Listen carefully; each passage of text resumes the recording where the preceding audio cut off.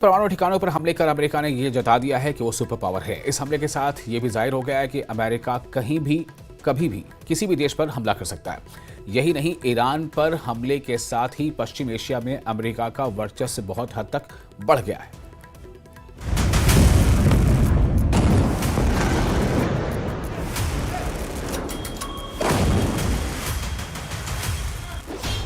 America ने दी Iran को तबाह करने की धमकी।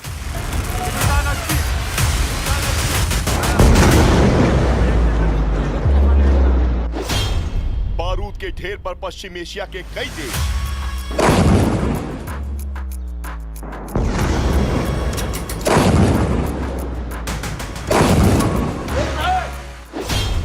पश्चिम एशिया में अमेरिका का बढ़ता वर्चस्व।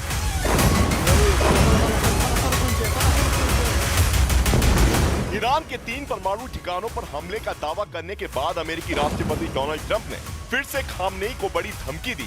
उन्होंने कहा कि अमेरिका ने बहुत पहले ही तय कर लिया था कि ईरान को परमाणु हथियार हासिल नहीं करने देगा। ईरान के परमाणु हथियार सिर्फ इजराइल के लिए नहीं बल्कि अमेरिका के लिए भी बड़ा खतरा है। इसलिए अमेरिका ने अपने घातक B-2 बॉम्बर से ईरान के फोर्ट और नातांज स्पान न्यूक्लियर ठिकानों पर हमले किए, जिसमें इन तीनों परमाणु ठिकानों के तबाह होने का दावा किया गया। Our objective was the destruction of Iran's nuclear enrichment capacity and a stop to the nuclear threat posed by the world's #1 state sponsor of terror.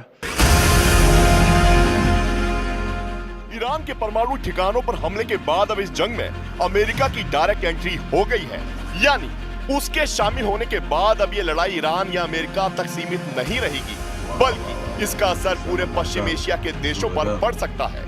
इस समय अमेरिका का हस्तक्षेप सऊदी अरब, इराक, इजराइल, संयुक्त अरब अमीरात, Qatar, Kuwait, Oman, Bahrain, Yemen, Syria, Lebanon, Jordan, मिस्र पर है और अब अमेरिका ईरान पर भी अपना दबदबा कायम करना चाहता है।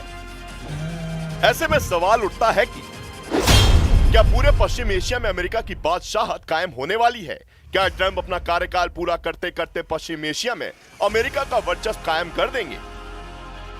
अमेरिका का ईरान के परमाणु ठिकानों पर हमले और उसे खत्म करने की धमकी की वजह पश्चिम एशिया में अमेरिका का बढ़ता वर्चस्व माना जा रहा है और इसकी एक और वजह है वो ये कि पश्चिम एशिया की जमीन से लेकर समंदर तक अमेरिका के सैनिक और उसके युद्धपोत तैनात हैं।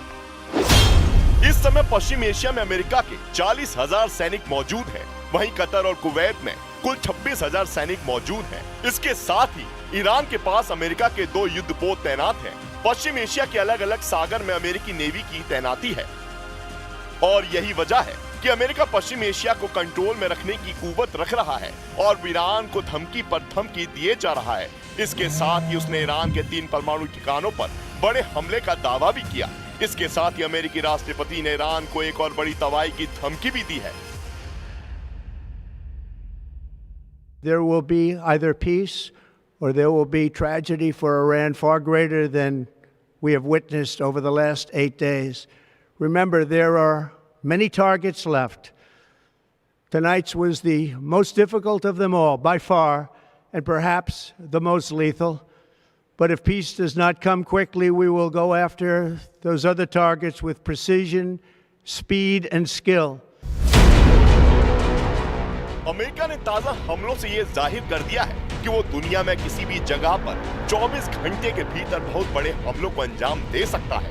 इसके लिए चाहे उसके सैन्य अड्डे उस जगह पर हो या ना हो, हजारों किलोमीटर की यात्रा करके B-2 बॉम्बर से अटैक ने अमेरिका की इस क्षमता को जाहिर कर दिया है। कहने का मतलब अमेरिका से पंगा लेना मतलब खुद की मौत को दावत देना है।